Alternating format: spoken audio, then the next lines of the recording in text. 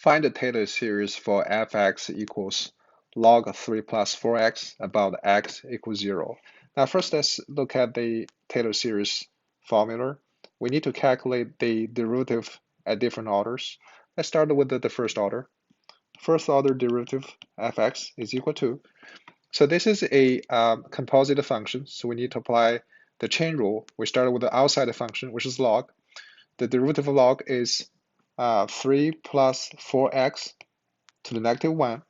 Then we need to multiply the derivative of the inside function, which is the derivative of 3 plus 4x, which is a 4, so we put a 4 here. Now let's continue.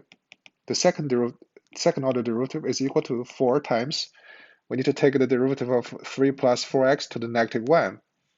And again, this is a composite function. We start with the outside function, which is the power of negative 1. So this is equal to negative 1 times 3 plus 4x to the negative 2. Then by the chain rule, we have to multiply the derivative of the inside function. The derivative of 3 plus 4x is 4, so we need to multiply 4. Let's put a 4 here. If you combine the 4 with the first item, so we have 4 squared. Let's continue. So the third order derivative is equal to 4 squared times negative 1 times the derivative of 3 plus 4x to the negative 2. And again, it's composite function. We apply the chain rule. So start with the outside function, which is the power of negative 2. So this is equal to negative 2 times 3 plus 4x to the negative 3. And again, by the chain rule, we have to multiply the derivative of 3 plus 4x, which is 4. Let's put 4 here. And we can combine the first two items. So we have 4 to the third. Okay, so again, to the fourth derivative is equal to 4 to the third, negative 1, negative 2. And similarly, this is equal to negative 3, 3 plus 4x to the negative 4. Again, we have to multiply the derivative of the inside function, which is 4. Let's put a 4 at the beginning. So put a 4 here. So we combine the first two items. We have 4 to the fourth.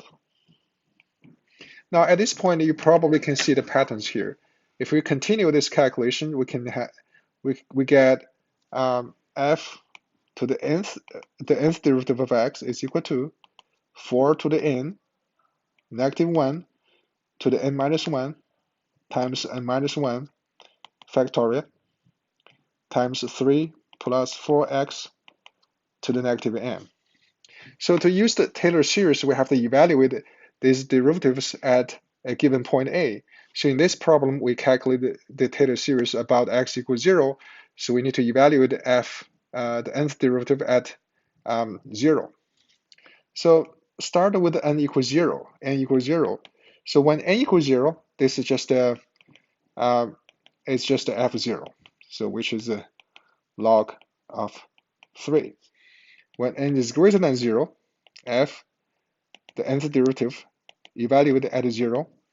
So the formula is here, which is a plug in the 0 here. So this is equal to 4 to the n, negative 1 to the n minus 1 times n minus 1 factorial times 3 to the negative n. We can rewrite this as negative 1 to the n minus 1, 4 over 3 to the n times n minus 1 factorial. Now we have everything here, so we can just write down the Taylor series.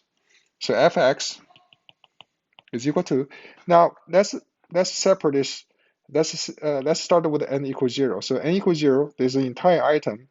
It's just f0. So it's f0 plus, then we write down the rest of the summation. So n is from 1 to infinity, f n, the nth derivative at 0 n factorial, x to the n, because a is 0, so this is x to the n.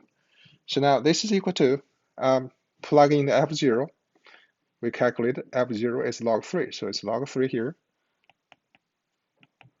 plus n is equal to 1, from equal to 1 to infinity.